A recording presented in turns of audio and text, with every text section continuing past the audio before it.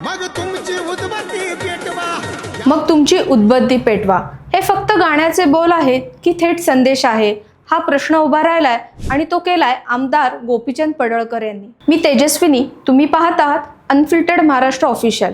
होय, आपल्या धडाडीच्या नेतृत्व आणि आक्रमक भाषणेमुळे राजकीय क्षेत्रात प्रचलित असणारे आमदार गोपीचंद पडळकर आता नव्या अंदाजात समोर येत आहेत।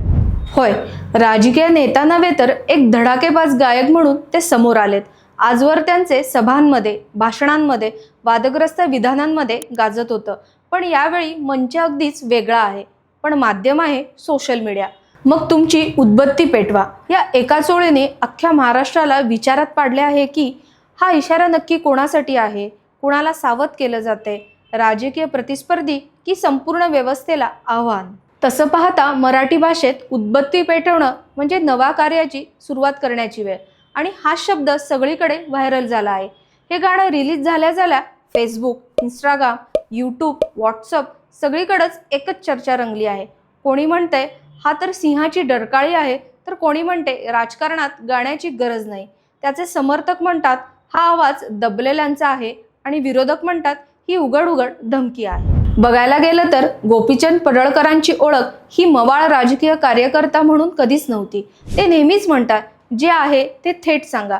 हे गाणंही तसंच आहे, कोणत्याही लपवाछपवीशिवाय हा लोकांच्या भाषेतला एक थेट संदेशच म्हटला जातोय। अलीकडे ट्रेंडच्या जमान्यात राजकीय संदेश पण गाण्यातून दिले जाऊ शकतात का, हा प्रश्न देखील महत्त्वाचा आहे। सोबतच हा बदल स्वीकारायचा की विरोध करायचा हा प्रश्न वेगळा आहे, पण हे मात्र खरं की राजकीय संदेश आता मनोरंजनाच्या माध्यमातून जातोय आणि गोपीचंद पडळकर या ट्रेंडचा चेहरा ठरत आहेत।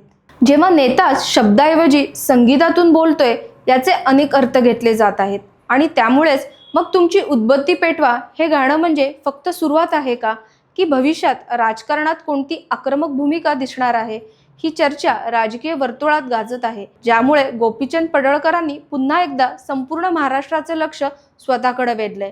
या प्रश्नाचं उत्तर मिळायला आपण चॅनलला नक्की सबस्क्राईब करायला विसरू नका। तुम्हाला हा व्हिडिओ माहितीपूर्वक वाटला असेल तर चॅनलला लाईक करा, शेअर करा आणि सबस्क्राईब करायला विसरू नका। धन्यवाद।